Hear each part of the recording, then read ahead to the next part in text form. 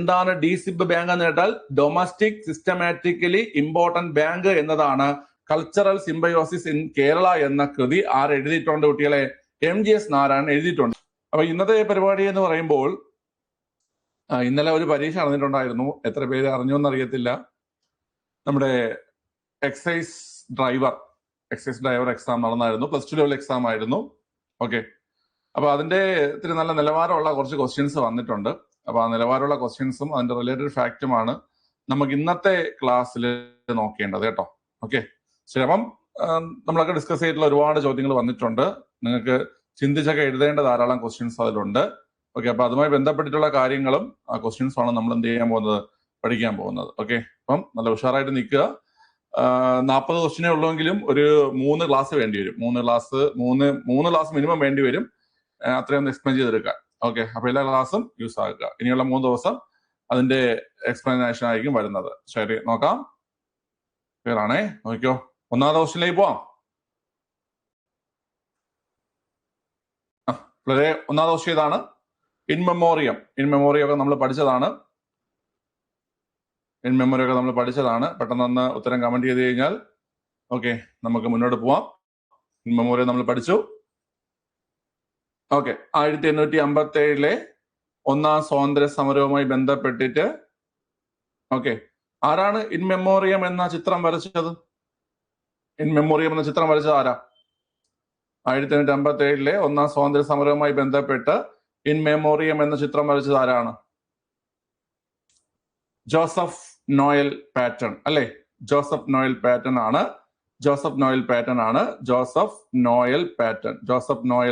ആണ് ആ ചിത്രം വരച്ചിട്ടുള്ളത്. ഓക്കെ, നമ്മൾ എക്സൈസിന്റെ വുമൺ എക്സൈസ് ഓഫീസർ പരീക്ഷയ്ക്ക് ശേഷം നമ്മൾ ഡിസ്കസ് ചെയ്തതാണ് ജോസഫ് നോയൽ പാറ്റൺ. അപ്പൊ ഇൻ മെമ്മോറിയം എന്ന ചിത്രവും റിലീഫ് ഓഫ് ലക്നൗ എന്ന ചിത്രവും പരീക്ഷകളിൽ ഇപ്പോൾ ഇമ്പോർട്ടന്റ് ആണ്. പുതിയ ട്രെൻഡിൽ ആ 2 ചോദ്യങ്ങൾ കിടന്ന് കറങ്ങുന്നുണ്ട്. അതുകൊണ്ട് നിങ്ങൾ അടുത്ത പരീക്ഷ എഴുതുന്നതിന് മുമ്പായിട്ട് ഈ 2 ചിത്രങ്ങളും പഠിച്ചിട്ട് പോവുക. നിങ്ങളെ പഠിപ്പിച്ചതാണ്. നോട്ട് വായിച്ചിട്ട് വേണം അടുത്ത എക്സാമിന് പോവേണ്ടത്. ഇപ്പം കുറച്ച് അധികം പരീക്ഷകളിലായിട്ട് എന്ത് ചെയ്യുന്നുണ്ട് കുട്ടികളെ, ഇത് ചോദിക്കുന്നുണ്ട്. മനസ്സിലായല്ലോ? ഓക്കെ, അപ്പൊ ഓപ്ഷൻ ഡി ആണ് അതിന്റെ ആൻസർ ആയിട്ട് വരുന്നത്. 2ാമത്തെ ചോദ്യം ഒന്ന് നോക്കിയ കുട്ടികളെ.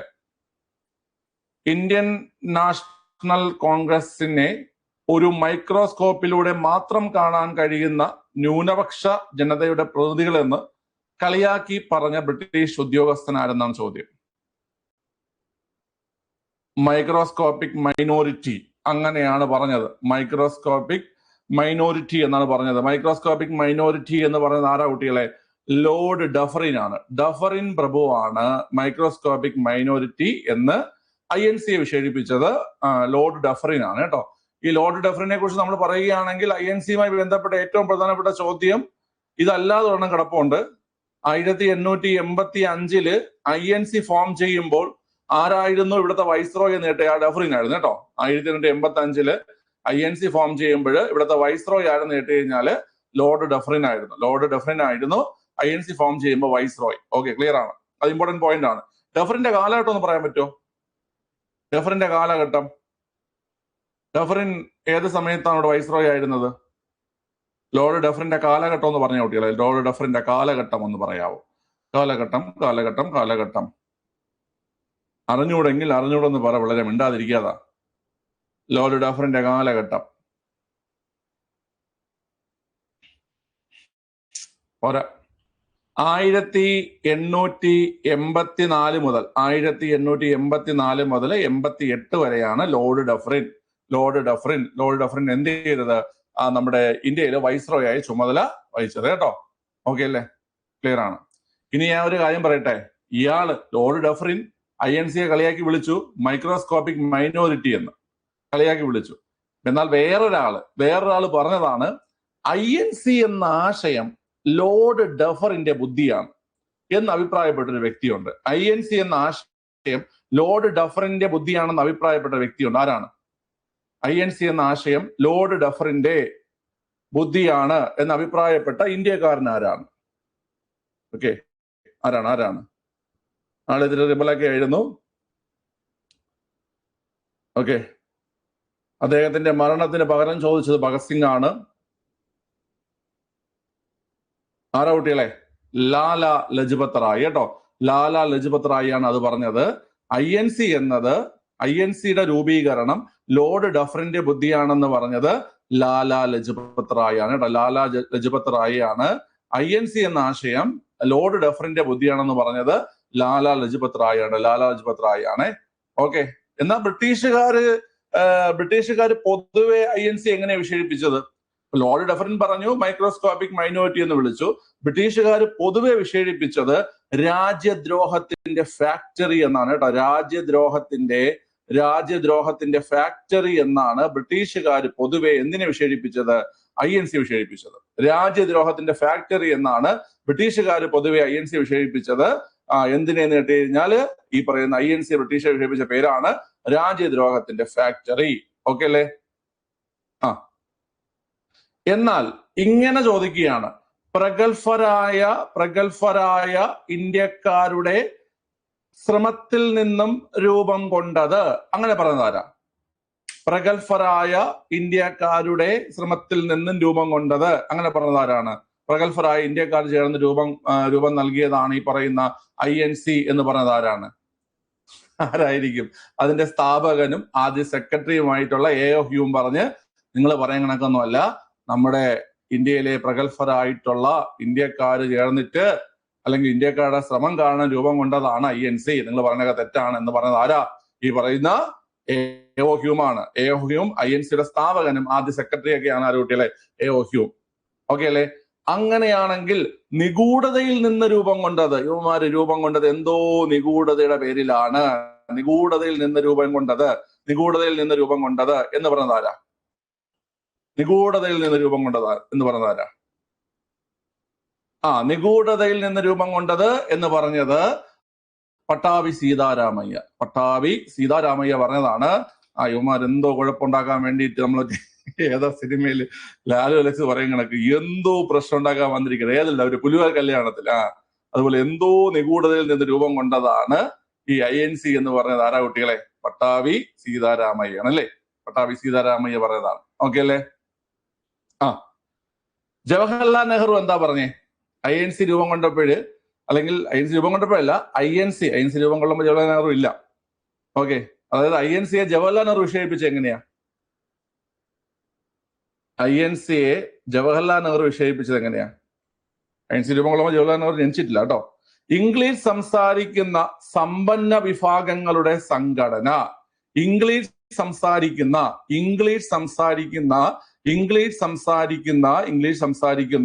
സമ്പന്ന വിഭാഗങ്ങളുടെ സംഘടന എന്നതാണ് ആര് വിശേഷിപ്പിച്ചത്? നമ്മുടെ ജവഹർലാൽ നെഹ്റു വിശേഷിപ്പിച്ചത്. ഇംഗ്ലീഷ് സംസാരിക്കുന്ന സമ്പന്ന വിഭാഗങ്ങളുടെ സംഘടന എന്നാണ് ജവഹർലാൽ നെഹ്റു വിശേഷിപ്പിച്ചത്. ഓക്കെ അല്ലേ? ക്ലിയർ ആണ്. ഇനി വേറെ ആൾ പറഞ്ഞു കോൺഗ്രസിന്റെ സമാധാനപരമായ അന്ത്യമാണ് എന്റെ ലക്ഷ്യം. കോൺഗ്രസിന്റെ സമാധാനപരമായ എന്ന് പറയുന്നത് ആരാ? കോൺഗ്രസിന്റെ സമാധാനപരമായ അന്ത്യമാണ് എന്റെ ലക്ഷ്യം എന്ന് പറഞ്ഞത് ആരാ? കോൺഗ്രസിന്റെ സമാധാനപരമായ അന്ത്യമാണ് എന്റെ ലക്ഷ്യം എന്ന് പറയുന്നത് ആരാ കുട്ടികളെ? കഴ്സൺ പ്രഭു. ആരാണ്? കഴ്സൺ പ്രഭു ആണ്. കോൺഗ്രസിന്റെ സമാധാനപരമായ അന്ത്യമാണ് എന്റെ ലക്ഷ്യം എന്ന് പറഞ്ഞത് കഴ്സൺ പ്രഭു ആണ്. ക്ലിയർ ആണല്ലോ? ക്ലിയർ ആണ്. യാചകര്, ഇവന്മാര് യാചകരാണ്. യാചകരുടെ സംഘടന എന്ന് വിശേഷിപ്പിച്ചത് ആരാണ് കുട്ടികളെ? യാചകരുടെ സംഘടന എന്ന് വിശേഷിപ്പിച്ച ആരാണ്? യാചകരുടെ സംഘടന തിലകനൊന്നുമല്ല, മാറിപ്പോവരുത്. യാചകരുടെ സംഘടന എന്ന് വിശേഷിപ്പിച്ചത് അരബിന്ദോ ഘോഷാണ് കേട്ടോ. അരബിന്ദോ ഘോഷ്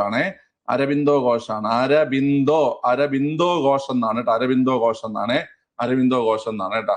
അരബിന്ദോ ഘോഷ്. ഓക്കെ. അരബിന്ദോ എന്നാണ്.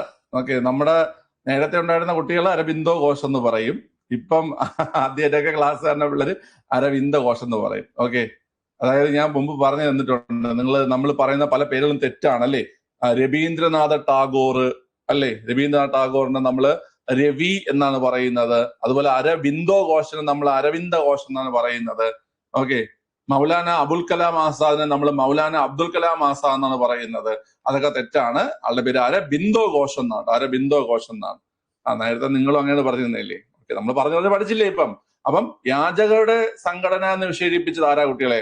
INC യാചകരുടെ സംഘടന എന്ന് വിശേഷിപ്പിച്ചത് അരബിന്ദോ ഘോഷാണ്. ആരാ കുട്ടികളെ? അരബിന്ദോ ഘോഷാണ്.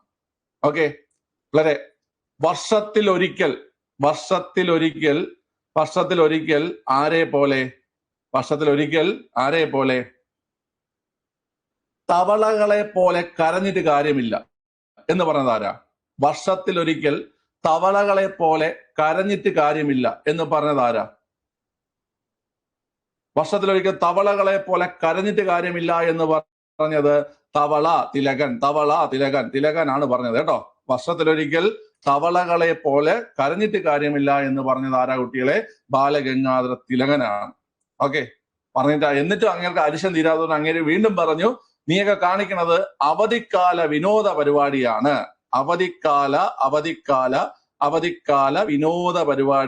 അവധിക്കാല വിനോദ പരിപാടിയാണ് നീയൊക്കെ കാണിക്കുന്നത്. അത് ആര് പറഞ്ഞു? തിലകൻ പറഞ്ഞു. ഓക്കെ അല്ലേ? അപ്പം തിലകൻ രണ്ട് രീതിയിലാണ് വിമർശിച്ചത്. ഒന്ന്, വർഷത്തിലൊരിക്കൽ തവളകളെ പോലെ കരഞ്ഞുകൊണ്ടിരുന്നിട്ട് കാര്യമില്ല എന്ന് പറഞ്ഞു. രണ്ട് പറഞ്ഞു അവധിക്കാല വിനോദ പരിപാടി എന്ന് പറയുന്നത് ആരാ കുട്ടികളെ? തിലകൻ. ഓക്കെ അല്ലേ? അങ്ങനെയാണെങ്കിലേ പിള്ളേരെ അവിടെ നിങ്ങൾക്ക് കൺഫ്യൂഷൻ വരരുത്. 3 ദിവസത്തെ തമാശ എന്ന് അമരാവതി സമ്മേളനത്തെ, നമ്മുടെ 1897 അമരാവതി സമ്മേളനത്തെ വിശേഷിപ്പിച്ചൊരു വ്യക്തിയുണ്ട്. ആരാണ്? 3 ദിവസത്തെ തമാശ. ആ 3 ദിവസത്തെ തമാശ എന്ന് അമരാവതി സമ്മേളനത്തെ വിശേഷിപ്പിച്ചത് AK ദത്തയാണ്. അതും ചോദിച്ചിട്ടുണ്ട്. AK ദത്ത 3 ദിവസത്തെ തമാശ എന്ന് വിശേഷിപ്പിച്ച ആരാ കുട്ടികളെ? AK ദത്തയാണ് 3 ദിവസത്തെ തമാശ എന്ന് വിശേഷിപ്പിച്ചത്. ഓക്കെ അല്ലേ? ശരി. അപ്പം ഇത്രയും വിശേഷണങ്ങൾ നിങ്ങൾക്ക് മനസ്സിലായോ? ഞാൻ ഒന്നുകൂടെ പറയണോ വിശേഷണങ്ങൾ? INCയുടെ വിശേഷണങ്ങൾ ഒന്നുകൂടെ പറയണോ? Yes or no? വേണോ വേണ്ടേ? എഴുതിയെടുത്ത എല്ലാരും നോട്ട് കിട്ടും. ഓക്കെ, പഠിച്ചോണം. ഒന്നുകൂടെ പറയണം. ഓക്കെ, പറഞ്ഞുതരാം, നോക്കാം. പിള്ളേരെ നോക്കിയോ? അത് ഉണ്ട് കേട്ടോ. അയ്യോ, അത് ഞാൻ പറയാൻ വിട്ടുപോയി. അത് ഇമ്പോർട്ടന്റ് ആണ്. Playing with bubbles. ആരാ പ്ലേയിങ് വിത്ത് ബബിൾസ് എന്ന് പറഞ്ഞത്? ആരാ പ്ലേയിങ് വിത്ത് ബബിൾസ്? അത് പഠിക്കാൻ എളുപ്പമാണ്. ബബിൾസ് എന്ന് പറഞ്ഞത് Bipin Chandra Pal. Playing with bubbles എന്ന് പറഞ്ഞത് ആരാ? പ്ലേയിങ് വിത്ത് ബബിൾസ് എന്ന് പറഞ്ഞത് ബിപിൻ ചന്ദ്രപാൽ കേട്ടോ. ബിപിൻ ചന്ദ്രപാൽ. ആ പേരിൽ തന്നെ ആ ഉത്തരവുണ്ട്. Playing with bubbles Bipin Chandrapal കേട്ടോ. ഓക്കെ, നോക്കിയോ.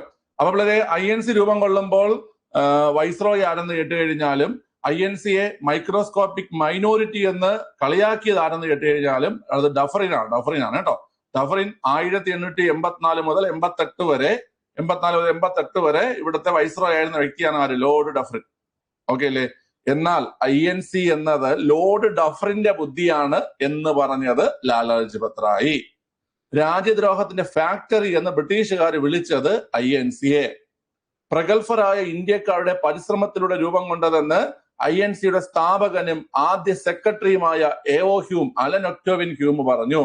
നിഗൂഢതയിൽ നിന്നാണ് രൂപം കൊണ്ടത് എന്ന് പട്ടാഭി സീതാരാമയ്യ പറഞ്ഞു. ഇംഗ്ലീഷ് സംസാരിക്കുന്ന സമ്പന്ന വിഭാഗങ്ങളുടെ സംഘടന എന്ന് ജവഹർലാൽ നെഹ്റു പറഞ്ഞു. INCയുടെ സമാധാനപരമായ അന്ത്യമാണ് എന്റെ ലക്ഷ്യമെന്ന് കഴ്സൺ പറഞ്ഞു. വേറാണേ, വർഷത്തിലൊരിക്കൽ തവളകളെ പോലെ കരഞ്ഞിട്ട് കാര്യമില്ല എന്നും അവധിക്കാല വിനോദ പരിപാടി എന്നും തിലകൻ പറഞ്ഞു. യാചകരുടെ സംഘടന എന്ന് അരബിന്ദോ ഘോഷ് പറഞ്ഞു. വേറാണേ, 3 ദിവസത്തെ തമാശ എന്ന് 1897 അമരാവതി സമ്മേളനത്തെ വിശേഷിപ്പിച്ചത് AK ദത്ത. 3 ദിവസത്തെ തമാശ എന്ന് 1897 അമരാവതി സമ്മേളനത്തെ വിശേഷിപ്പിച്ചത് AK Datta. Playing with bubbles എന്ന് പറഞ്ഞത് ആരാ? ബിപിൻ ചന്ദ്രപാൽ. ഓക്കെ, സെറ്റല്ലേ? ഇനി വിശേഷണങ്ങൾ മറക്കരുത്. INCയുടെ വിശേഷണങ്ങൾ ഇനി മറക്കരുത്. ചേരുമ്പടി ചേർക്കാനും ഈ ഇതുപോലെയൊക്കെയുള്ള കാര്യങ്ങൾ ഇടയ്ക്കിടയ്ക്ക് ചോദിക്കാറുണ്ട് കേട്ടോ. ഓക്കെ, ക്ലിയറാണ്.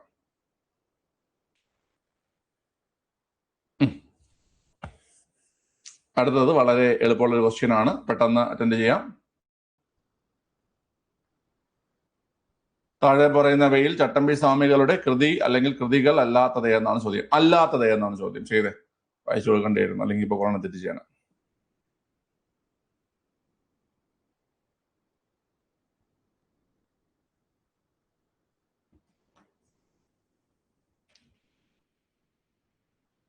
ഓക്കെ, അഭിരാമിയുടെ ബർത്ത്ഡേ ആണല്ലേ? Abhirami, happy birthday. എല്ലാവരും അഭിരാമിക്ക് ഒരു ബർത്ത്ഡേ വിഷ് ചെയ്യുക. അഭിരാമി UK, അഭിരാമി യുണൈറ്റഡ് കിങ്ഡത്തിന്റെ ബർത്ത്ഡേ ആണെന്ന്. ഓക്കെ, ഒരു വിഷ് എല്ലാവരും കൊടുക്കുക. ക്ലിയർ ആണ് പിള്ളേർ? നോക്കിയോ? ആ, കൃതി അല്ലാത്തതാണ് ചോദ്യം കേട്ടോ. ആത്മോപദേശ ശതകം, ആത്മോപദേശ ശതകം ചട്ടമ്പി സ്വാമിയുടേതാണാടേ? ആണോ? ആത്മോപദേശ ശതകം ചട്ടമ്പി സ്വാമിയുടേതാണോ? അല്ല. ആത്മോപദേശ ശതകം എഴുതിയത് SNG ശ്രീനാരായണ ഗുരുവാണ് അല്ലേ? ശ്രീനാരായണ ഗുരുവാണ് ആത്മോപദേശ ശതകം എഴുതിയത്. ആദിഭാഷ ചട്ടമ്പി സ്വാമിയുടേതാണ്. പ്രാചീന മലയാളവും ചട്ടമ്പി സ്വാമിയുടേതാണ്. അഭിനവ കേരളം എഴുതിയതാരടാ? പറഞ്ഞേ, അഭിനവ കേരളം എഴുതിയതാരാണ്? അഭിനവ കേരളം എഴുതിയതാരാ?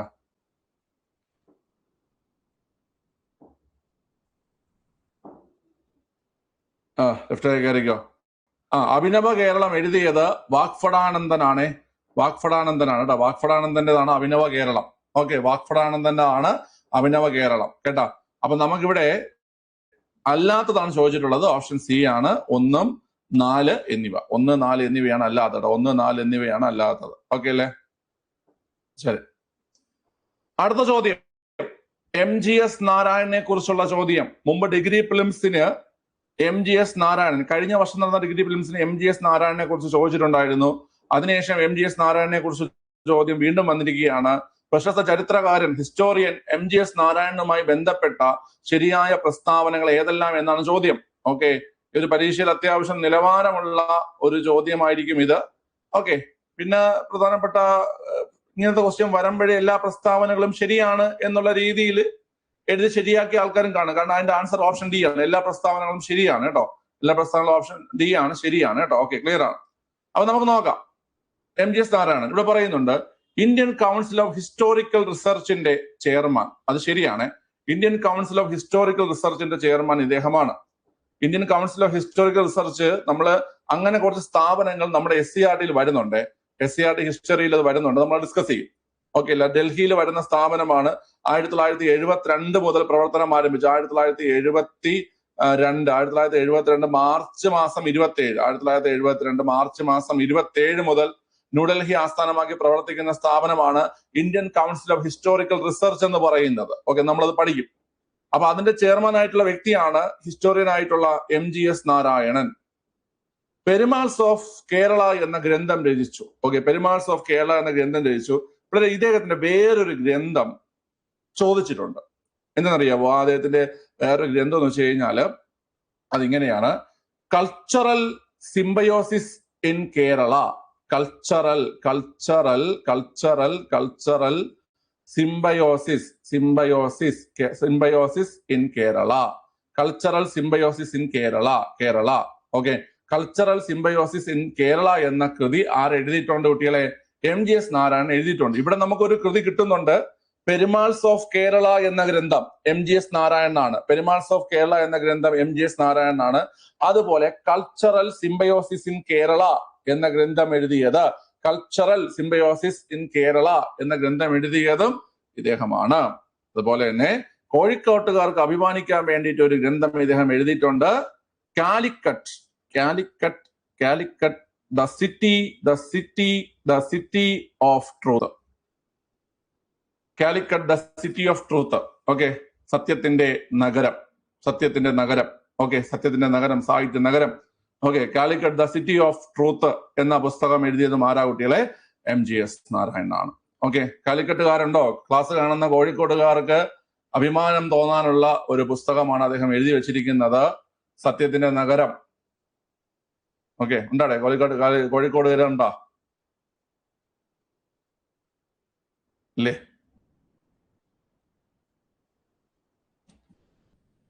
ഇല്ല, ആരുമില്ല. ഉണ്ടോ? യെസ്. ഓക്കെ, നിങ്ങൾക്ക് അഭിമാനിക്കാം. പ്രശസ്ത ഹിസ്റ്റോറിയൻ ആയിട്ടുള്ള MGS നാരായണൻ അങ്ങനെ ഒരു പുസ്തകം എഴുതിയിട്ടുണ്ട് കേട്ടോ. കൊല്ലംകാർക്ക് അങ്ങനെ പുസ്തകമൊന്നും ഇല്ലേ? കൊല്ലംകാർക്ക് ഒന്നുമില്ലല്ലേ? പിള്ളേര്. ഓക്കെ, അടുത്ത് കേരള സാഹിത്യ അക്കാദമി അവാർഡ് ലഭിച്ചിട്ടുണ്ട്. ശരിയാണ് കേട്ടോ, കേരള സാഹിത്യ അക്കാദമി അവാർഡ് അദ്ദേഹത്തിന് ലഭിച്ചിട്ടുണ്ട്. ഓക്കെ അല്ലേ, ക്ലിയർ ആണ്. അതുപോലെ തന്നെ 2025 ഏപ്രിൽ 26 അന്തരിച്ചു എന്നുള്ള കാര്യം കൂടെ നിങ്ങൾ ഓർത്തിരിക്കുക. അപ്പൊ അദ്ദേഹത്തിന്റെ ഒരു റിവിഷൻ നമുക്ക് കറണ്ട് അഫയേഴ്സ് ഭാഗത്ത്, അതായത് നമ്മള് 2025 കറണ്ട് അഫയേഴ്സ് നമ്മൾ സ്റ്റാർട്ട് ചെയ്യും കേട്ടോ. 2025 മന്ത്ലി കറണ്ട് അഫയേഴ്സ് ഞാൻ തന്നെ റിവിഷൻ ആയിട്ട് എടുക്കും, ഇപ്പൊ എടുക്കുന്ന രീതിയിൽ. അപ്പം ആ ഒരു സമയത്ത് ഏപ്രിൽ വരുമ്പോൾ നമുക്ക് അദ്ദേഹത്തിന്റെ ഒരു ഡേറ്റ് ഉണ്ടാക്കി നമുക്ക് കുറച്ചുകൂടെ ഡീറ്റെയിൽ ആയിട്ട് പഠിക്കാം. ഓക്കെ, ക്ലിയർ ആണല്ലോ. 2025 ഏപ്രിൽ 26 അദ്ദേഹം അന്തരിച്ചിട്ടുള്ളത്. നമ്മൾ ജനുവരി മുതലുള്ള കറണ്ട് അഫയേഴ്സ് നമ്മൾ പോകും. ഓക്കെ, ക്ലിയർ ആണ്. ശരി, അപ്പൊ നമ്മള് 2026 ജനുവരിയിൽ നമ്മൾ നോക്കിക്കൊണ്ടിരിക്കുന്നത്. അതിനുശേഷം എത്തിയതിനു ശേഷം ഒരു വീക്കില് ഒരു മാസം എന്നുള്ള രീതിയിൽ നമ്മൾ കറണ്ട് അഫയേഴ്സ് റിവിഷൻ ചെയ്യും കേട്ടോ. ശരി, അപ്പൊ ആ സമയത്ത് ഡീറ്റെയിൽ ആയിട്ട് കുറച്ചുകൂടെ നോക്കാം നമുക്ക്. അപ്പം ഇവിടെ ശരിയാണ്, ഓപ്ഷൻ ഡി എല്ലാ പ്രസ്താവനയും ശരിയാണ് കേട്ടോ. മറക്കണ്ട, Perumals of Kerala, cultural symbiosis in Kerala, Calicut the city of truth, ഇതൊക്കെ ആരുടെ കൃതിയാണ് കുട്ടികളെ? MGS നാരായണന്റെ കൃതികളാണ് കേട്ടോ. ഓക്കെ, MGS നാരായണന്റെ കൃതികളാണ്. അടുത്ത സാൻ മിൻചുയി, ഇവ എന്താണ്? സാൻ മിൻചുയി, സാൻ മിൻചുയി എന്തെന്നാണ് ചോദ്യം. San Min Chu I, San Min Chu I. ഇത് ആദ്യത്തെ കാണുന്ന ആൾക്കാർ ഇതൊക്കെ എന്തോന്ന് ചോദ്യോടെ എന്ന് വിചാരിക്കും. പക്ഷെ ഇത് ഒരുപാട് തവണ PSC ചോദിച്ചിട്ടുള്ള ചോദ്യമാണ് കേട്ടോ. San Min Chu I, San Min Chu I. San Min Chu I എന്ന് വെച്ച് കഴിഞ്ഞാല് ദേശീയത, ദേശീയത, ജനാധിപത്യം, സോഷ്യലിസം. വളരെ ഇത് ഏത് സംഭവവുമായി ബന്ധപ്പെട്ട് അല്ലെങ്കിൽ ആരുമായി ബന്ധപ്പെട്ടതാണ്? സാൻ മിൻചുയി അല്ലെങ്കിൽ ദേശീയത, നമ്മൾ ജസോദെ എന്നൊക്കെ പറഞ്ഞ് കണ്ടു വെച്ചിട്ടുണ്ട്. ജസോദെ, ജസോദെ എന്നൊക്കെ പറഞ്ഞ് കണ്ടു വെച്ചിട്ടുണ്ട്. ഇത് ഏത് സംഭവം അല്ലെങ്കിൽ ഏത് വ്യക്തിയുമായി ബന്ധപ്പെട്ടതാണ് കുട്ടികളെ? പറഞ്ഞേ. പിള്ളേരെ, ഇത് ചൈനീസ് വിപ്ലവവുമായി ബന്ധപ്പെട്ട്, ചൈനീസ് വിപ്ലവവുമായി ബന്ധപ്പെട്ടിട്ട് സൻ യാസൻ, സൻ യാസൻ, സൻ യാസൻ മുന്നോട്ട് വെച്ച ആശയങ്ങളാണ്. ഇതിങ്ങനെ റയറായിട്ട് PSC ഇടയ്ക്ക് ചോദിക്കുന്ന സാധനമൊന്നും അല്ല. ഇത് PSC ഒട്ടുമിക്ക എല്ലാ സമയത്തും ഒരു വർഷത്തിൽ ഒരു 2-3 തവണ സന്യാസന്റെ ആശയങ്ങൾ ചോദിക്കാറുണ്ട്. ഓക്കെ അല്ലേ?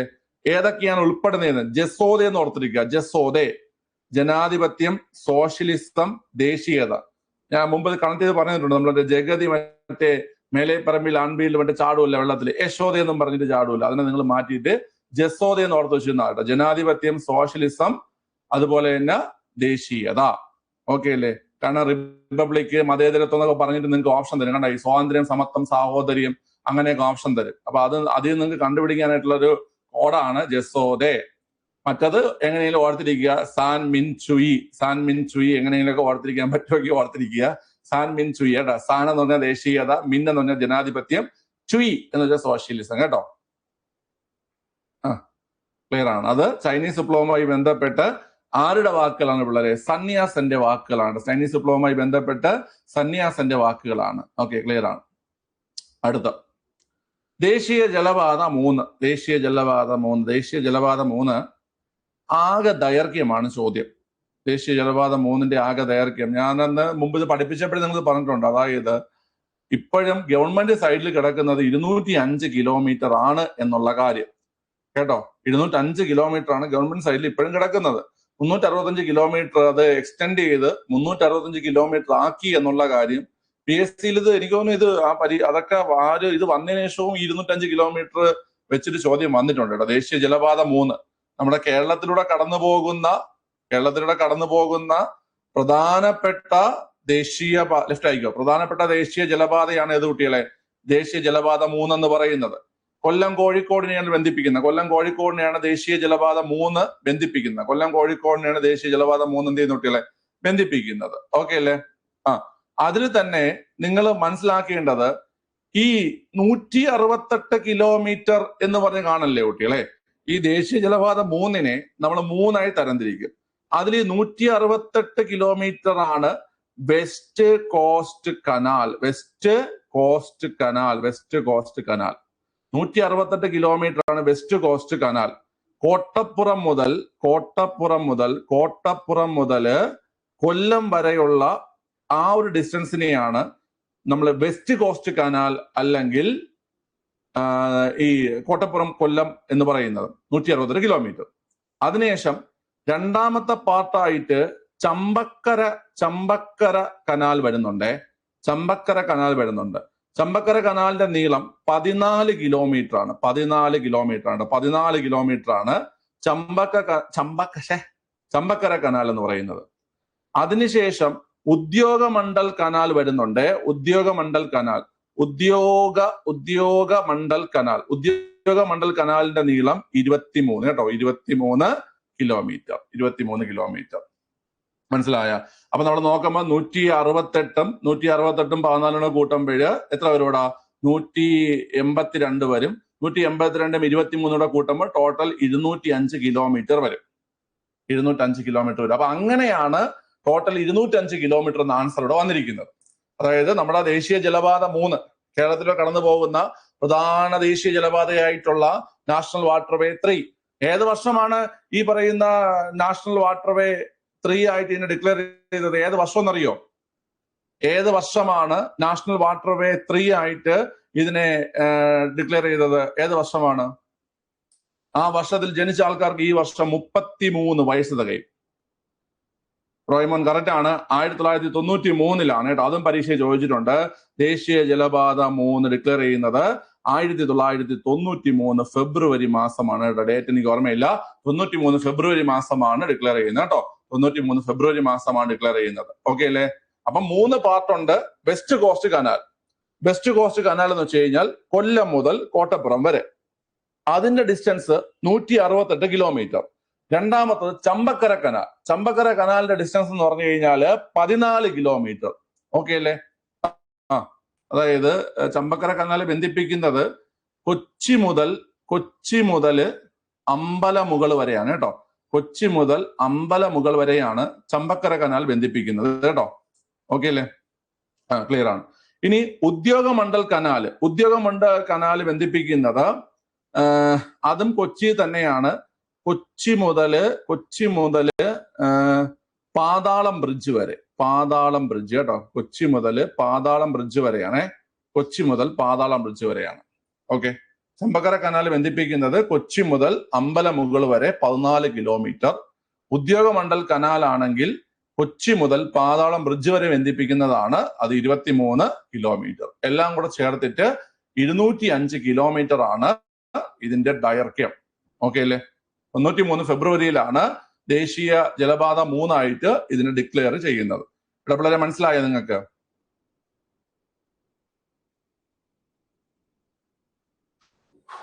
ഓക്കെ അല്ലേ? ലാസ്റ്റ് ഒന്നുകൂടെ പറയാം. ഓക്കെ, നോക്കാം. ഇവിടെ ഒന്നുമില്ല. ഇതിനെ 3 ആയിട്ട് ഡിവൈഡ് ചെയ്യുന്നുണ്ട്. ദേശീയ ജലപാത 3-നെ 3 ആയിട്ടെന്ന് വെച്ച് കഴിഞ്ഞാൽ വെസ്റ്റ് കോസ്റ്റ് കനാൽ അത് കോട്ടപ്പുറം മുതൽ കൊല്ലം വരെ 168 കിലോമീറ്റർ. ഓക്കെ. 2 ചമ്പക്കര കനാൽ അത് കൊച്ചി മുതൽ അമ്പലമുകൾ വരെ 14 കിലോമീറ്റർ. 3 ഉദ്യോഗമണ്ഡല് കൊച്ചി മുതൽ പാതാളം ബ്രിഡ്ജ് വരെ. ഓക്കെ. അത് 23 കിലോമീറ്റർ. ഓക്കെ, ഇത്രയേ ഉള്ളൂ. തെറ്റല്ലേ? പിള്ളേർ റെസ്പോണ്ട് ചെയ്യും. നിങ്ങൾ മിണ്ടാതെ ഉറങ്ങുന്ന നിങ്ങൾ? ഓക്കെ, ക്ലിയർ ആണ്. അടുത്ത ഡിലീഷൻ പോകാനുള്ള ഒരു ചോദ്യമാണ് ഈ കിടക്കുന്നത് കേട്ടോ. പൂർവ്വഘട്ടത്തിലെ ഏറ്റവും ഉയരം കൂടിയ കൊടുമുടി ഏതാണ്? പൂർവ്വഘട്ടത്തിലെ ഏറ്റവും ഉയരം കൂടിയ കൊടുമുടി ഏതാ പിള്ളേരെ? പറഞ്ഞേ. പൂർവ്വഘട്ടത്തിലെ ഏറ്റവും ഉയരം കൂടിയ കൊടുമുടി ജിന്താങ്കട കൊടുമുടിയാണ് കേട്ടോ. നമ്മൾ ജിന്താങ്കട കൊടുമുടി PSCയും പരീക്ഷയിൽ ചോദിച്ചിട്ടുണ്ട്. അല്ലാതെ നമ്മൾ പലതവണ പഠിച്ചിട്ടുണ്ട്. ഈസ്റ്റേൺ ഘട്ടിലെ ഏറ്റവും ഉയരം കൂടിയ കൊടുമുടി ജിന്താങ്കട കൊടുമുടിയാണ്. ജിന്താങ്കട കൊടുമുടിയുടെ ഉയരം ആർക്ക് പറയാടാ? ജിന്താങ്കട കൊടുമുടിയുടെ ഉയരം ഞാൻ നിങ്ങൾക്ക് പഠിപ്പിച്ചിട്ടുണ്ട്. ആർക്കെങ്കിലും ഓർമ്മയുണ്ടോ നോക്കാം. ജിന്താങ്കട കൊടുമുടി, ആന്ധ്രാപ്രദേശിലെ ജിന്താങ്കട കൊടുമുടിയുടെ ഉയരം എത്രയാണ്? 1690 മീറ്റർ. ആന്ധ്രാപ്രദേശിലാണ് ജിന്താങ്കട കൊടുമുടി സ്ഥിതി ചെയ്യുന്നത്. ഉയരം 1690 മീറ്റർ. പക്ഷെ ഈ ഒരു ക്വസ്റ്റ്യനിൽ PSC ആൻസർ എടുക്കാൻ മഹേന്ദ്രഗിരി ആയിരിക്കും വരുന്നത്. മഹേന്ദ്രഗിരിയുടെ ഉയരം എത്രയാണുള്ളത്? മഹേന്ദ്രഗിരി എവിടെയാണെന്ന് അറിയാവോ? മഹേന്ദ്രഗിരി കൊടുമുടി എവിടെയാണെന്ന് അറിയോ നിങ്ങൾക്ക്? ലെഫ്റ്റ് ആയി കയറിക്കോ. മഹേന്ദ്രഗിരി കൊടുമുടി എവിടെയാ? ഏത് സംസ്ഥാനത്താണ് മഹേന്ദ്രഗിരി വരുന്നത്? മഹേന്ദ്രഗിരി പീക്ക് വരുന്നത് ഏത് സംസ്ഥാനത്താണ് കുട്ടികളെ? ഒഡീഷയിലാണ് കേട്ടോ. ഒഡീഷയിലാണ് മഹേന്ദ്രഗിരി പീക്ക് വരുന്നത്. എവിടെയാണ് കുട്ടികളെ? ഒഡീഷയിലാണ് മഹേന്ദ്രഗിരി പീക്ക് വരുന്നത്. മഹേന്ദ്രഗിരിയുടെ ഉയരം എന്ന് പറഞ്ഞാൽ 1501 മീറ്റർ ആണ് കേട്ടോ. 1501 മീറ്റർ ആണ് മഹേന്ദ്രഗിരിയുടെ ഉയരം എന്ന് പറയുന്നത്. 1501 മീറ്റർ ആണ് മഹേന്ദ്രഗിരിയുടെ ഉയരം. ഓക്കെ അല്ലേ? ക്ലിയർ ആണ്. ശരി പിള്ളേരെ, ഞാനിതാ ഇപ്പൊ വരാമേ. ഒരു 10-20-30 സെക്കൻഡ് ഞാൻ ഒന്ന് ചാർജർ കൊടുത്തോട്ടെ, ഡിലേ ആവണം. ക്ലിയർ ആണ് കേട്ടോ. അപ്പം മനസ്സിലായിക്കോണേ. അപ്പൊ ഇവിടെ ഇത് ആൻസർ ഡിലീഷൻ പോവും കേട്ടോ. ഏറ്റവും ഉയരം കൂടിയത് ഏതെന്ന് കേട്ട് കഴിഞ്ഞാൽ അത് ഏതാ കുട്ടികളെ? അത് ജിന്താങ്കടയാണ്. ഏറ്റവും ഉയരം കൂടിയത് കേട്ടോ. ഓക്കെ, ആന്ധ്രാപ്രദേശിലെ ജിന്താങ്കട. ഇനി നിങ്ങൾക്ക് റീസെന്റ് ആയിട്ട് ചോദിച്ചൊരു ചോദ്യം ഉണ്ട് പിള്ളേരെ. നമ്മുടെ നീലഗിരി കുന്നുകളില് ഏറ്റവും ഉയരം കൂടിയ കൊടുമുടി ഏതാണ്? നിങ്ങൾക്ക് പശ്ചിമഘട്ടം എല്ലാവർക്കും അറിയായിരിക്കും. നമ്മൾ പഠിച്ച് മടുത്തൊരു കാര്യമാണ്. പശ്ചിമഘട്ടത്തിൽ ഏറ്റവും ഉയരം കൂടിയത് ആനമുടിയാണെന്നുള്ളത്. നീലഗിരിയിലെ ഏറ്റവും ഉയരം കൂടിയത് ദോഡാബേട്ടയാണേ. നീലഗിരിയിലെ ഏറ്റവും ഉയരം കൂടിയത് ഏതാ കുട്ടികളെ? ദോഡാബേട്ടയാണ് കേട്ടോ. ദോഡാബേട്ട തമിഴ്നാട് കേട്ടോ. ദോഡാബേട്ട തമിഴ്നാട്. നീലഗിരിയിലെ ഏറ്റവും ഉയരം കൂടിയത് ദോഡാബേട്ട തമിഴ്നാടാണ്. ഓക്കെ, അതിന്റെ ഉയരമാണെങ്കിൽ 2637 മീറ്റർ ആണ്. 2637 മീറ്റർ ആണ് ദോഡാബേട്ടയുടെ ഉയരം കേട്ടോ. നീലഗിരിയിൽ ഏറ്റവും ഉയരം കൂടിയത് ദോഡാബേട്ട തമിഴ്നാട്. 2637 മീറ്റർ ആണ് അതിന്റെ ഉയരം എന്ന് പറയുന്നത്. എങ്കിൽ ഞാൻ കുറച്ച് വെറൈറ്റി ചോദ്യങ്ങൾ ചോദിക്കാം. നിങ്ങൾ ശ്രദ്ധിച്ച് ആൻസർ പറയുകയും വേണം, പഠിക്കുകയും വേണം. ഓക്കെ, പിള്ളേർ, നമ്മുടെ സത്പുര റേഞ്ചില് ഏറ്റവും ഉയരം കൂടിയ കൊടുമുടി ഏതാണ്? സത്പുര നമ്മുടെ ഇന്ത്യയുടെ ഒരു മധ്യഭാഗത്ത് കാണപ്പെടുന്ന പർവ്വതനിരയാണ് സത്പുര. നമ്മുടെ ഉപദ്വീപീയ പീഠഭൂമിയുടെ ഭാഗമായിട്ട് വരുന്നത്. കറക്റ്റ് ആണ്.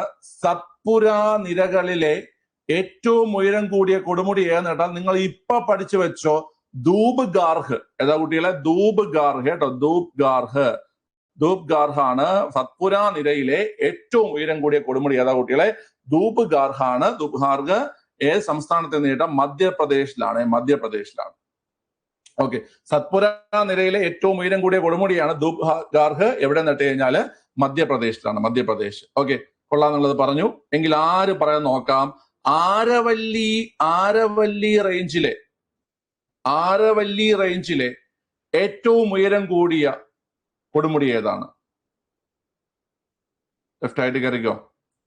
ആരവല്ലി റേഞ്ചിലെ ഏറ്റവും ഉയരം കൂടിയ കൊടുമുടി മൗണ്ട് ഗുരുശിഖർ ആണ്. മൗണ്ട് ഗുരുശിഖർ ആണ്.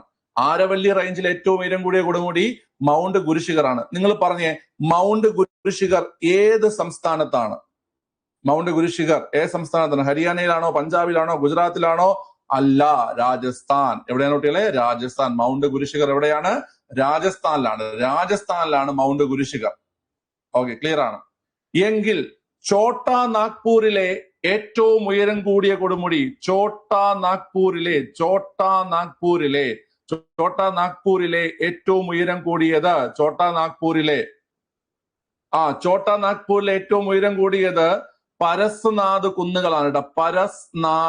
പരസ് ചിലപ്പോൾ ഷായും വരാം. പരസ്നാഥെന്നോ വരാം.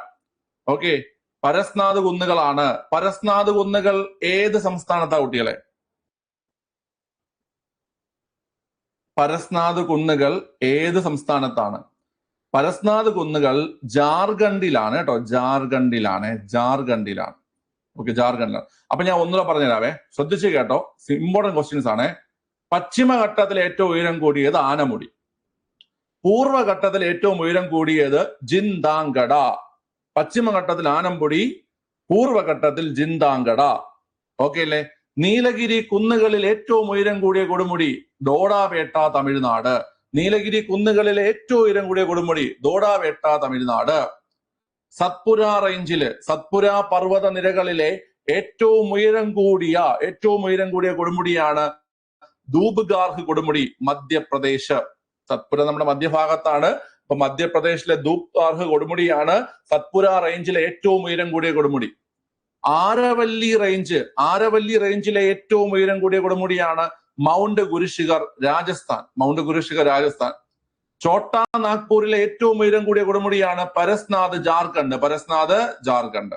എത്ര മനസ്സിലായോ നിങ്ങൾക്ക്? മനസ്സിലായ?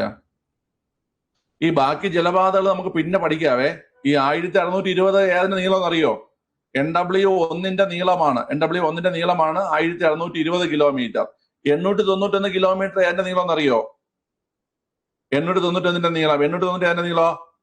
891 NW2 നീളമാണ് കേട്ടോ. NW2 നീളമാണ്. ഞാൻ അത് മുമ്പ് കുറെ എഴുതി തന്നിട്ടുണ്ട് നിങ്ങൾക്ക് കേട്ടോ. നമുക്ക് ഇനി എക്സാം അടുപ്പിച്ച ദിവസം കൂടെ എല്ലാം കൂടെ നീളവും നദി എല്ലാം കൂടെ റിവിഷൻ ചെയ്യാം നമുക്ക്. ഓക്കെ, കണ്ടപ്പോ നമുക്ക് ഓർമ്മ വന്ന 1620 NW1 ആണെന്നും 891 NW2 ആണെന്നൊക്കെ ഓർമ്മ വന്നാ?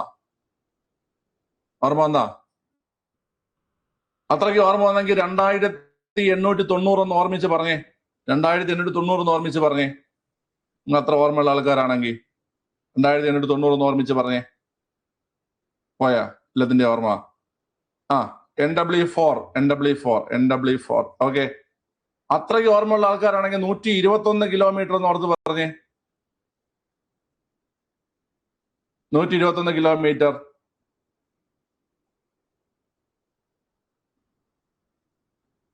ഏതാ? NW6 ആണ്. 6 ആണ് 121. 623. 623. ഇനി ഒന്നും കൂടെ അല്ലേ ഉള്ളൂ. NW5 കേട്ടോ. NW5. ഓക്കെ, അപ്പൊ നമുക്കത് ഇത് ജസ്റ്റ് ഒന്ന് ഓർത്തിരിക്കുക. നമുക്ക് മുന്നോട്ടാകുമ്പോൾ അത് പഠിക്കാം. ഓക്കെ, വളരെ ഇനി ഓക്കെ. അപ്പൊ ഇത് ഉയരം കൂടിയ പ്രദേശങ്ങൾ ഓർത്തിരിക്കുക. ഉയരം കൂടിയ പ്രദേശം പറഞ്ഞപ്പോഴാണ് നംച ബർവ. ഇത് നിങ്ങൾക്ക് PSC ഇടയ്ക്കിടയ്ക്കിട്ട് ചോദിക്കുന്ന ഒരു സാധനമാണ് നംച ബർവ. എന്താണ് നംച ബർവയുടെ ചോദ്യം? എന്താ പറയുക? നംച ബർവ എന്താണ് ചോദ്യം? നംച ബർവ പറ. നംച ബർവ എന്താ? What is Namcha Barwa? അസം ഹിമാലയത്തിലെ ഏറ്റവും ഉയരം കൂടിയ കൊടുമുടിയാണ് നംച ബർവ എന്ന് പറയുന്നത് കേട്ടോ. അത് ആ ഒരു ചോദ്യം നിങ്ങൾക്ക് പല തവണ PSC ചോദിച്ചിട്ടുണ്ട് കേട്ടോ. അത് ഓർത്ത് വെച്ചോണം കേട്ടോ. ഓക്കെ, ക്ലിയർ ആണ്. അടുത്ത ചോദ്യം, എല്ലാ പ്രധാന സമുദ്രങ്ങളുടെയും ഉപരിതലത്തിൽ രൂപം കൊള്ളുന്നതും ഭ്രമണം ചെയ്യുന്നതുമായ സമുദ്രജല സംവിധാനങ്ങൾ ഇവ വൃത്താകൃതിയിൽ സമുദ്രജല പ്രവാഹങ്ങൾ രൂപം കൊള്ളാൻ കാരണമാകുന്നു. നിലവിലെ ഏറ്റവും നീളം കൂടിയത് NW4 ആണ് കേട്ടോ. നിലവിലെ ഏറ്റവും നീളം കൂടിയത് NW4 ആണ്. നിങ്ങൾക്ക് SCERT റിവിഷൻ വരുമ്പോൾ ഞാൻ എടുക്കും. നിങ്ങൾക്ക് SCERT ഉണ്ട് അത് പഠിക്കുക. അപ്പൊ ഡീറ്റെയിൽ ആയിട്ട് പറഞ്ഞുതരാം.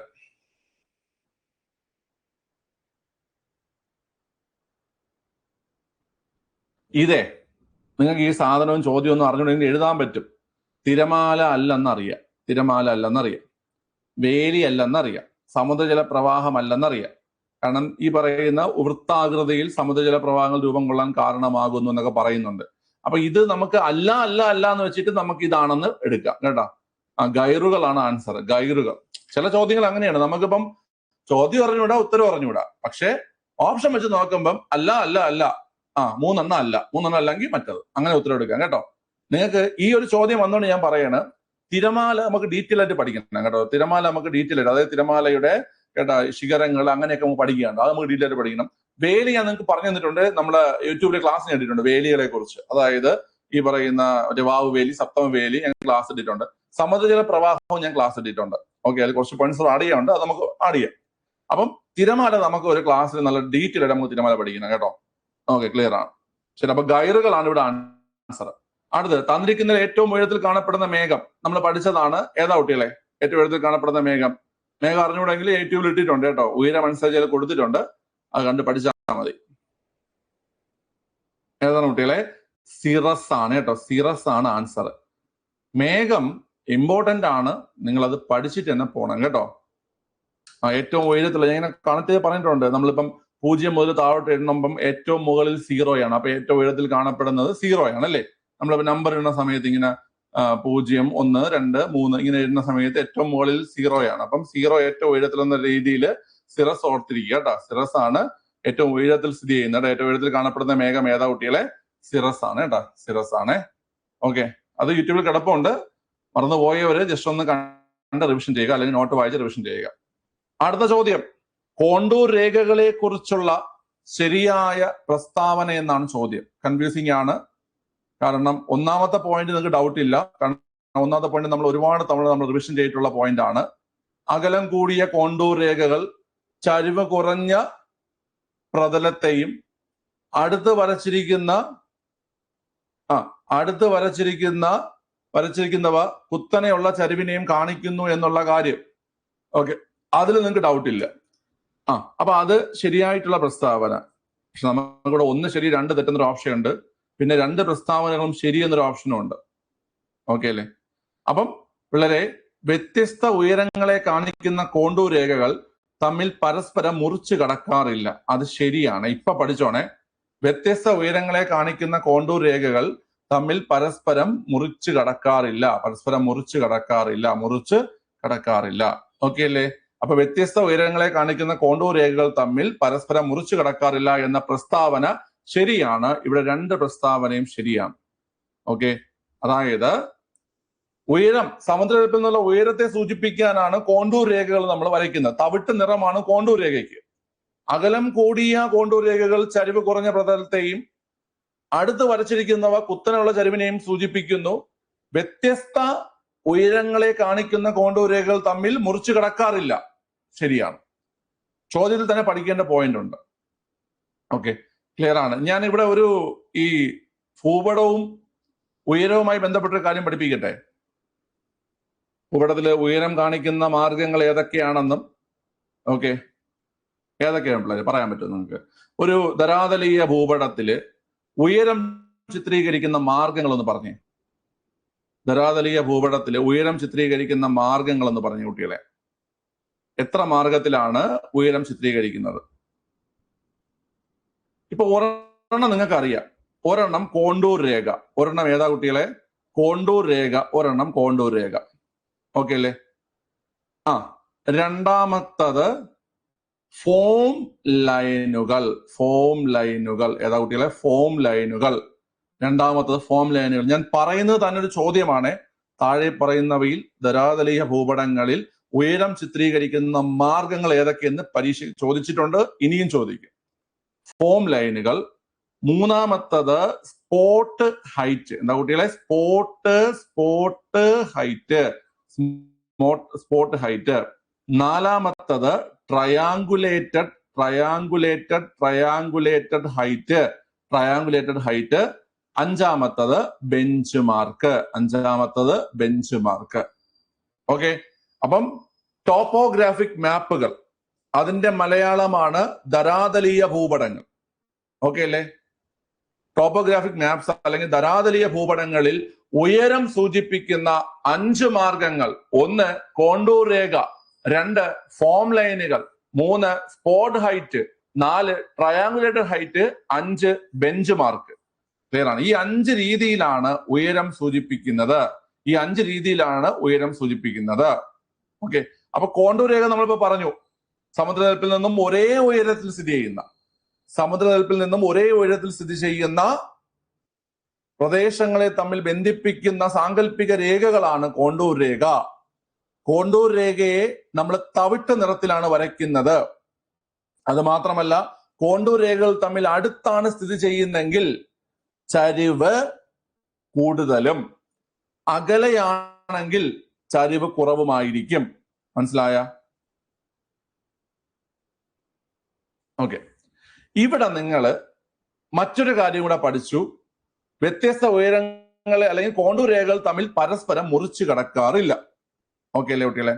എങ്കിൽ ഞാൻ ചോദിക്കട്ടെ, അടുത്തടുത്ത 2 കോണ്ടൂർ രേഖകളുടെ മൂല്യ വ്യത്യാസം അറിയപ്പെടുന്ന പേരെന്താണ്? അടുത്തടുത്ത 2 കോണ്ടൂർ രേഖകൾ തമ്മിലുള്ള മൂല്യ വ്യത്യാസം അറിയപ്പെടുന്ന പേരെന്താണ്?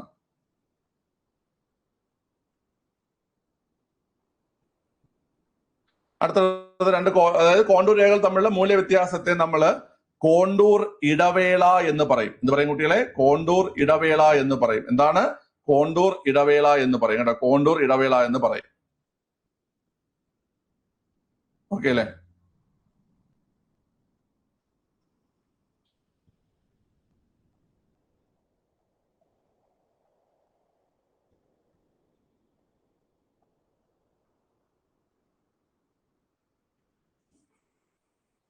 ഓക്കെ, നിങ്ങൾക്ക് മനസ്സിലായോ? ശരി കുട്ടികളെ, ഇനി അടുത്ത് ഫോം ലൈൻ. എന്താണ് ഫോം ലൈൻ? എന്താണ് ഫോം ലൈൻ? ഫോം ലൈൻ പറയാൻ പറ്റുമോ നിങ്ങൾക്ക്?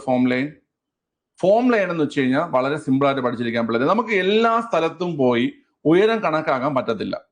അങ്ങനെ ദുർഘടമായ പ്രദേശങ്ങളില്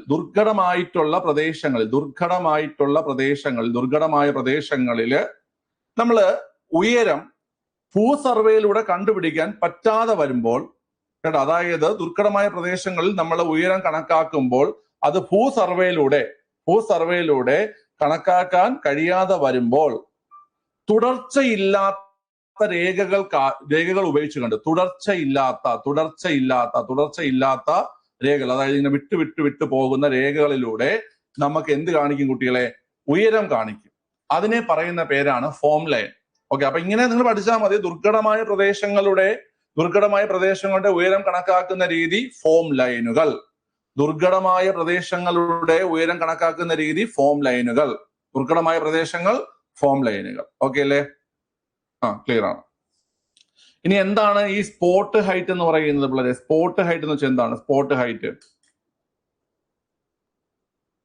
ഒരു പ്രത്യേക സ്പോട്ട് എന്ന് പറഞ്ഞാൽ ഒരു പ്രത്യേക സ്ഥാനമല്ലേ ഉള്ളൂ? സ്പോട്ട് എന്ന് പറഞ്ഞാൽ പ്രത്യേക സ്ഥാനമല്ലേ?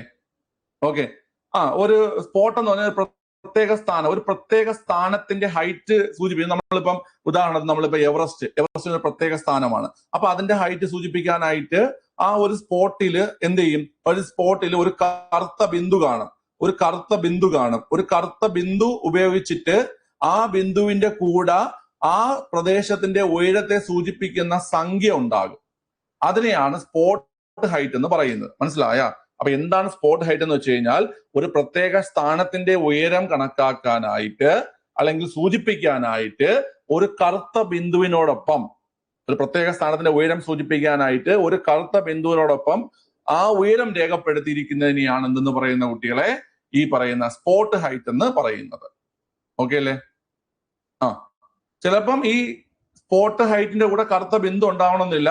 ചിലപ്പോൾ ഹൈറ്റ് മാത്രം ഉണ്ടാവും. അതിനെ നമ്മൾ സ്പോട്ട് ഹൈറ്റ് ആയിട്ട് കണക്കാക്കും. ഒരു പ്രത്യേക സ്ഥലത്തിന്റെ ഹൈറ്റ് മാത്രം സൂചിപ്പിക്കുന്നതാണ് സ്പോട്ട് ഹൈറ്റ് എന്ന് പറയുന്നത്. ഓക്കെ, ഇനി അടുത്ത് ട്രയാങ്കുലേറ്റഡ് ഹൈറ്റ് എന്ന് വെച്ചാൽ എന്താ? ട്രയാങ്കുലേറ്റഡ് ഹൈറ്റ് എന്ന് വെച്ചാൽ എന്താണ്? ട്രയാങ്കുലേറ്റ് എന്ന് വെച്ച് കഴിഞ്ഞാല് ട്രിഗണോമെട്രി സർവേ നടത്തിയിട്ട് നമ്മൾ മറ്റേ ട്രിഗണോമെട്രി സർവേയിലൂടെ അല്ലെങ്കിൽ ട്രിഗണോമെട്രി ഉപയോഗിച്ച് നമ്മൾ മറ്റേ ഒടിഞ്ഞു കിടക്കുന്ന തെങ്ങിന്റെ ഹൈറ്റ് കണ്ടുപിടിക്കുന്ന പണ്ട് സ്കൂളിൽ പഠിച്ചിട്ടില്ലേ പിള്ളേരെ? ട്രിഗണോമെട്രി വഴി നമ്മൾ മറ്റേ ആംഗിളൊക്കെ നോക്കിയിട്ട് നമ്മൾ അതിന്റെ ഉയരം കണ്ടുപിടിക്കുന്ന പരിപാടി നമ്മൾ ചെയ്തിട്ടില്ലേ? നമ്മുടെ ഉയരമൊക്കെ വെച്ചുകൊണ്ട് കണ്ടുപിടിക്കാൻ പറ്റുന്ന മാർഗങ്ങളുണ്ട് കേട്ടോ. അപ്പൊ അങ്ങനെ ട്രിഗണോമെട്രിക് സർവേയിലൂടെ കണ്ടുപിടിക്കുന്ന ഉയരങ്ങൾ എങ്ങനെ സൂചിപ്പിക്കുമെന്ന് കേട്ട് കഴിഞ്ഞാൽ ഒരു ത്രികോണ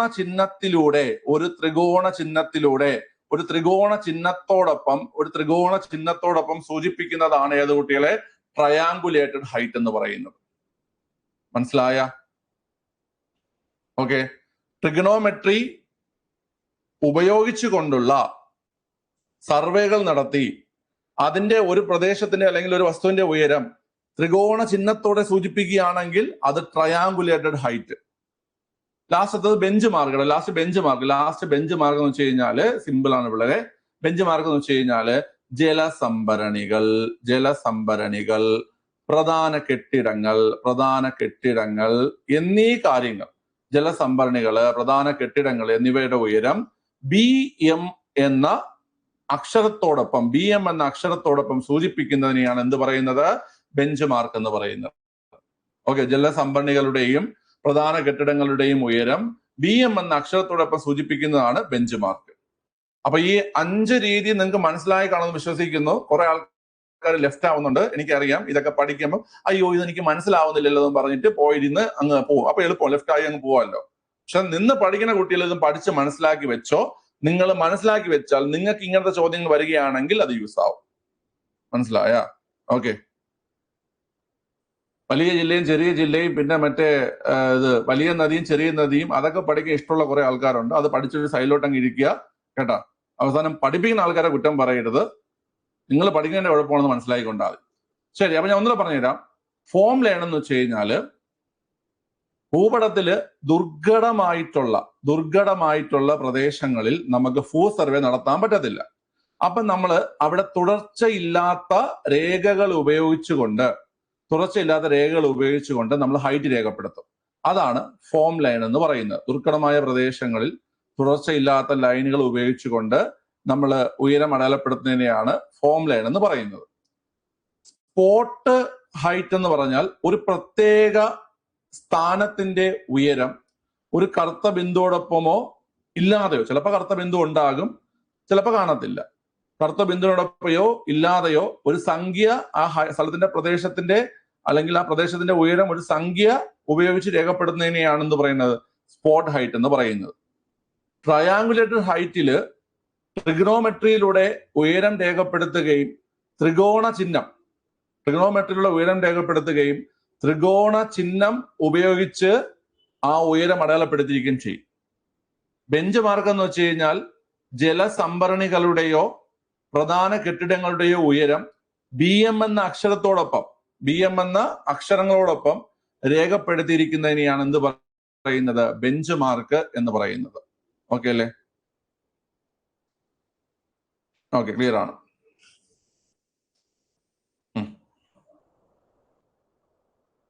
ക്ലിയർ ആണേ. അപ്പൊ ഇത് പഠിച്ചിരിക്കുക. അടുത്തൊരു നിലവാരമുള്ള ക്വസ്റ്റ്യൻ ആണ്. നമുക്ക് എത്രത്തോളം ചെയ്യാൻ പറ്റുമെന്ന് നോക്കാം. നിലവാരം എന്ന് പറയാൻ കാരണം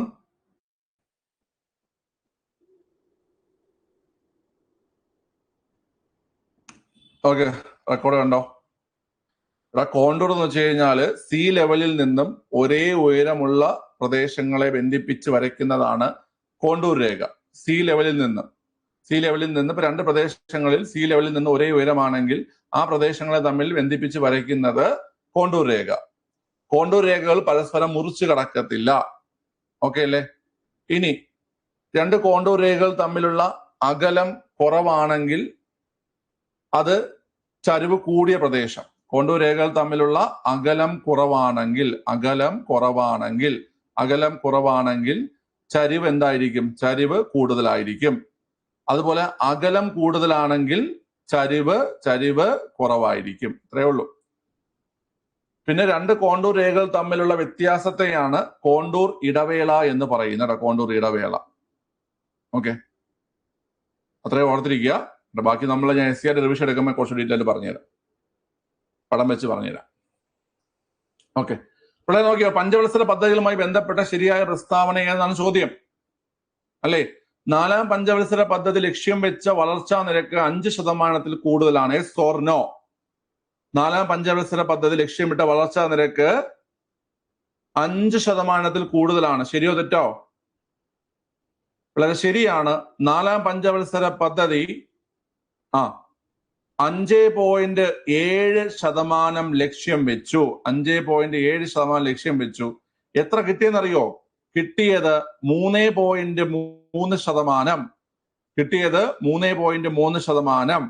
5.7 5ൽ കൂടുതൽ എന്നാണ് പറഞ്ഞിരിക്കുന്നത്. 5.7 ലക്ഷ്യം വെച്ചു, 3.3 ലഭിച്ചു. 5.7 ലക്ഷ്യം വെച്ചു, 3.3 ലഭിച്ചു. വാർഷിക പദ്ധതികൾ നടപ്പിലാക്കിയത് 3ാം പദ്ധതിയുടെയും 4ാം പദ്ധതിയുടെയും ഇടയിലാണ്. 66 മുതൽ 69 വരെ നടപ്പിലാക്കി എന്നാണ് ഉദ്ദേശിക്കുന്നത്. വാർഷിക പദ്ധതികൾ അപ്പോഴാണ് കുട്ടികളെ. വാർഷിക പദ്ധതി നടപ്പിലാക്കിയത് എപ്പോഴാണ്? 66 69 പ്ലാൻ ഹോളിഡേയിലൂടെ വാർഷിക പദ്ധതി നടപ്പിലാക്കിയപ്പോഴാണ്? വാർഷിക പദ്ധതി നടപ്പിലാക്കിയപ്പോഴാ? ആനുവൽ പ്ലാൻസ് നടപ്പിലാക്കിയത് എപ്പോഴാണ്? 90-92 ആനുവൽ പ്ലാൻ വാർഷിക പദ്ധതി നടപ്പിലാക്കിയത്. അതായത് 7ാം പദ്ധതിക്കും 8ാം പദ്ധതിക്കും ഇടയിലാണ്. മനസ്സിലായ? 7ാം പദ്ധതിക്കും 8ാം പദ്ധതിക്കും ഇടയിലാണ് നടപ്പിലാക്കിയത്. സോ ഇത് തെറ്റായ പ്രസ്താവനയാണ്.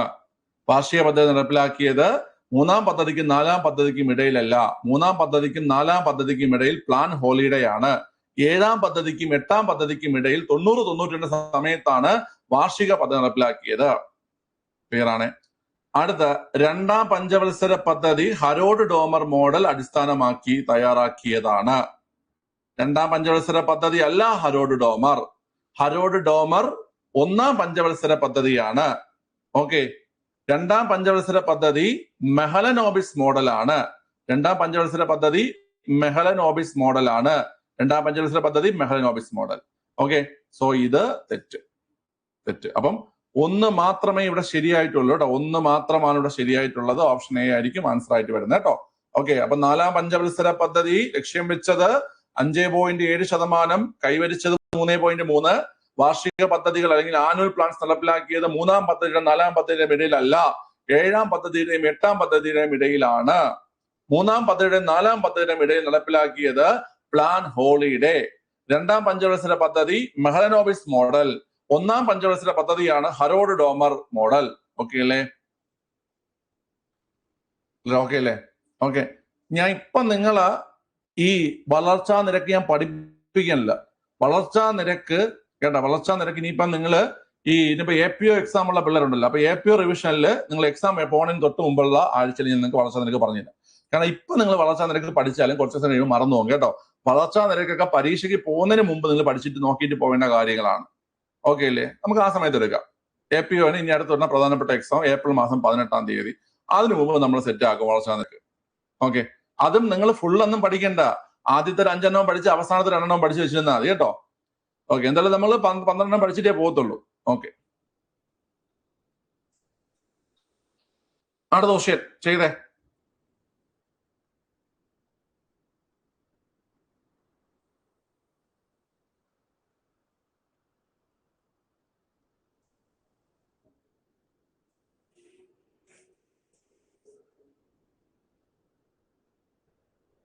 ഹരിത വിപ്ലവവുമായി ബന്ധപ്പെട്ട പ്രസ്താവനകളിൽ തെറ്റ് എന്നാണ് ചോദ്യം.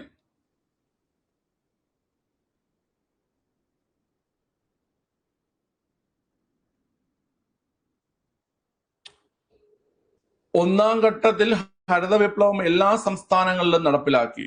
ഒരുപാട് തവണ നമ്മൾ ഡിസ്കസ് ചെയ്തിട്ടുള്ള ക്വസ്റ്റ്യൻ ആണ്. ഒന്നാം ഘട്ടത്തിൽ എല്ലാ സംസ്ഥാനങ്ങളിലും നടപ്പിലാക്കിയില്ല. ഒന്നാം ഘട്ടത്തിൽ നടപ്പിലാക്കിയ സംസ്ഥാനങ്ങളൊന്ന് പറഞ്ഞേ നിങ്ങൾ. ഒന്നാം ഘട്ടത്തിൽ നടപ്പിലാക്കിയ സംസ്ഥാനങ്ങളൊന്ന് പറഞ്ഞേ. ഏതൊക്കെ സംസ്ഥാനങ്ങളിലാണ് നടപ്പിലാക്കിയത് ഒന്നാം ഘട്ടം? പറ. പഠിച്ചതാണ്. പഞ്ചാബ് കറക്റ്റ് ആണ്. പഞ്ചാബ്, ഹരിയാന, ആന്ധ്രാപ്രദേശ്, തമിഴ്നാട്. പഞ്ചാബ്, ഹരിയാന, ആന്ധ്രാപ്രദേശ്, തമിഴ്നാട്. ഓക്കെ, ഒന്നാം ഘട്ടത്തിൽ പ്രധാനമായും നടപ്പിലാക്കിയത് പഞ്ചാബ്, ഹരിയാന, ആന്ധ്രാപ്രദേശ്, തമിഴ്നാട്. ക്ലിയർ ആണ്. അപ്പൊ ഒന്നാമത്തെ സ്റ്റേറ്റ്മെന്റ് തെറ്റാണ്. ഓക്കെ, ഒന്നാം സ്റ്റേറ്റ്മെന്റ് തെറ്റാണ്. നമുക്ക് തെറ്റാണ് വേണ്ടത്. ഓക്കെ, അപ്പൊ ഒന്നാമത്തെ തെറ്റാണ്.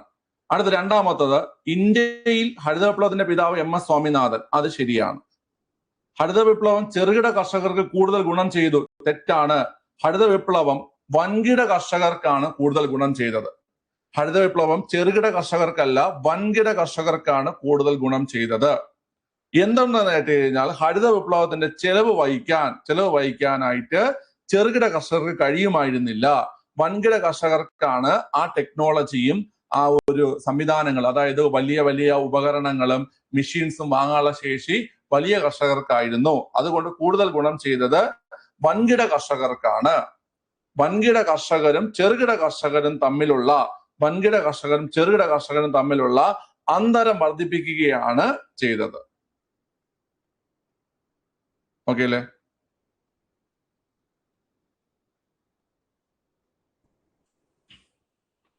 ഓക്കെ അല്ലേ? അന്തരം വർദ്ധിച്ചു. അടുത്ത, കാർഷിക ഉൽപാദനവും ഉൽപാദനക്ഷമതയും ഗണ്യമായി വർദ്ധിച്ചു എന്ന് പറയുന്നുണ്ട്. കാർഷിക ഉൽപാദനവും ഉൽപാദനക്ഷമതയും ഗണ്യമായി വർദ്ധിച്ചു എന്ന് പറയുന്നുണ്ട്. അതും ശരിയാണ് കേട്ടോ. അതും ശരിയാണ്. അപ്പൊ ഇവിടെ നമുക്ക് തെറ്റായ പ്രസ്താവന വേണ്ടതുകൊണ്ട് 1ഉം 3ഉം തെറ്റാണ്. ഓപ്ഷൻ സി 1ഉം 3ഉം തെറ്റാണ്. ഓക്കെ, 1ഉം 3ഉം തെറ്റാണ്. ശരി, ക്ലിയർ ആണ്. അടുത്ത ക്വസ്റ്റ്യൻ അറ്റൻഡ് ചെയ്തേ. ക്വസ്റ്റ്യൻ നമ്പർ 13 അറ്റൻഡ് ചെയ്തേ കുട്ടികളെ.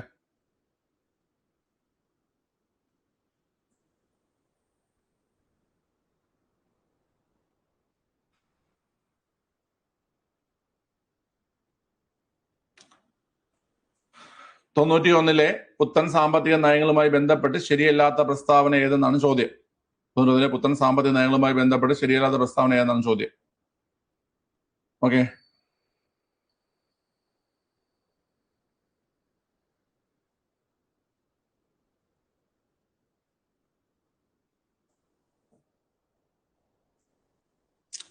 ബി പറയുന്നുണ്ട്, ഡി പറയുന്നുണ്ട്.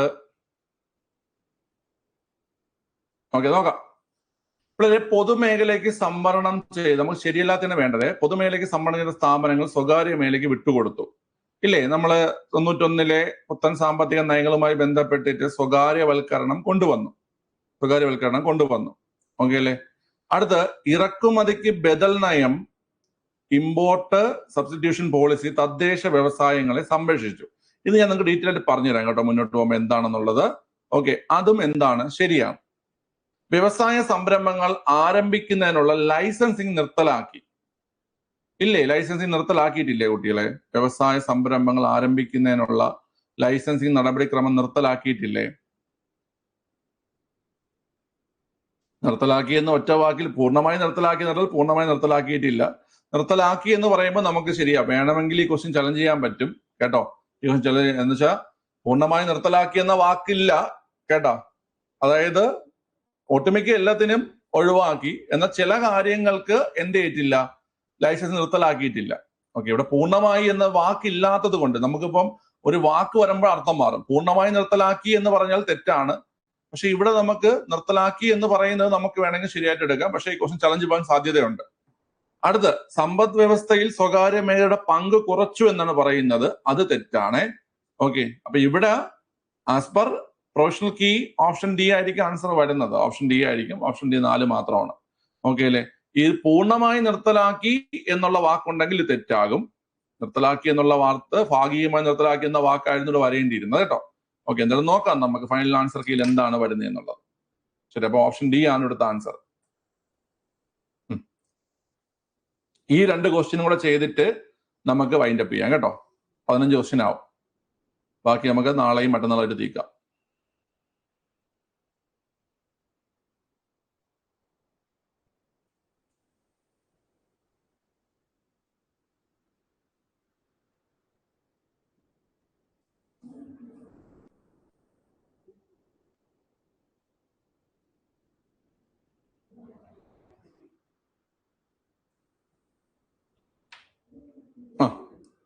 നബാർഡുമായി ബന്ധപ്പെട്ട ശരിയായ പ്രസ്താവന ഏതെന്നാണ്.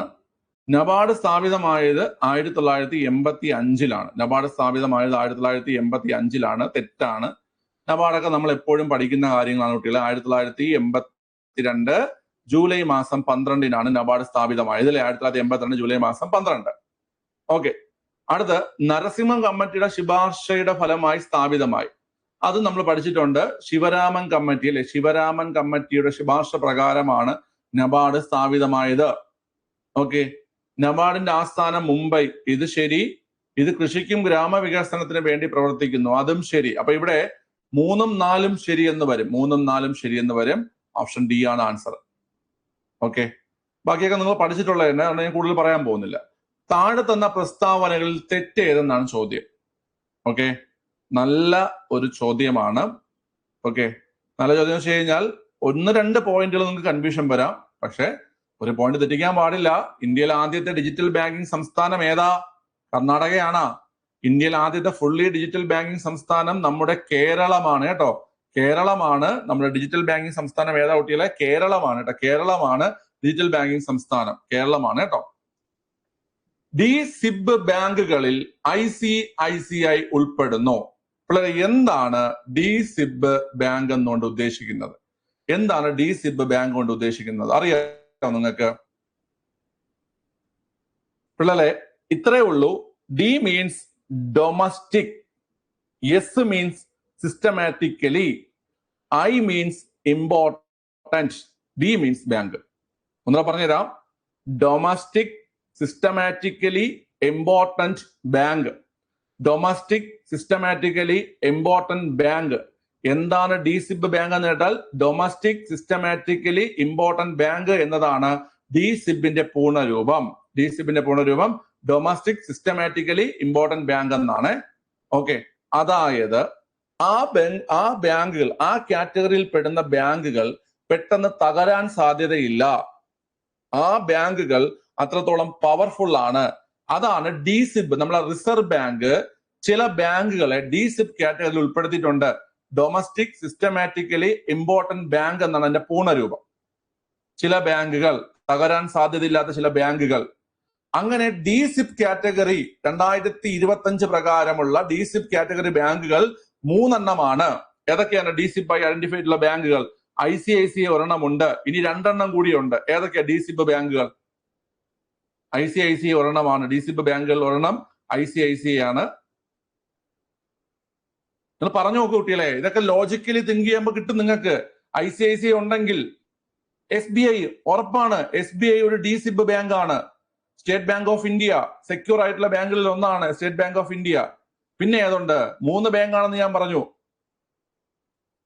സ്റ്റേറ്റ് ബാങ്ക് ഓഫ് ഇന്ത്യ ആയി, ICICI ആയി, പഞ്ചാബ് നാഷണൽ ബാങ്ക് ഇല്ല, പഞ്ചാബ് നാഷണൽ ബാങ്ക് ഇല്ല,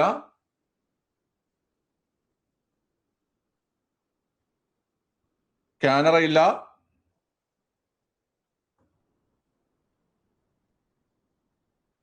ക്യാബറെ, ഇനിയിപ്പോ അതും വേണോ? HDFC കറക്റ്റാണ് റോയ്. HDFC കേട്ടാ, HDFC അതാ കുട്ടികളെ, HDFC. ഈ 3 ബാങ്കുകളാണ് എന്തെന്ന് പറയുന്നത് കുട്ടികളെ? DSIB ബാങ്കുകൾ എന്ന് പറയുന്നത്. ഡൊമസ്റ്റിക് സിസ്റ്റമാറ്റിക്കലി ഇമ്പോർട്ടന്റ് ബാങ്കുകൾ. ഓക്കെ അല്ലേ?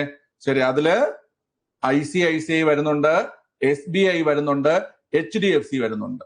ഓക്കെ, ICICIയുടെ പൂർണ്ണരൂപം എന്ന് പറഞ്ഞേ. ICICI ബാങ്കിന്റെ പൂർണ്ണരൂപം എന്ന് പറഞ്ഞ കുട്ടികളെ. ICICIയുടെ പൂർണ്ണരൂപം industrial credit and investment corporation of India എന്നാണ്. Industrial credit and investment corporation of India. Industrial credit and investment corporation of India എന്നതാണ് ICICIയുടെ പൂർണ്ണരൂപം. ഓക്കെ അല്ലേ? അങ്ങനെയാണെങ്കിൽ HDFCയുടെ പൂർണ്ണരൂപം എന്ന് പറയാവോ? HDFCയുടെ പൂർണ്ണരൂപം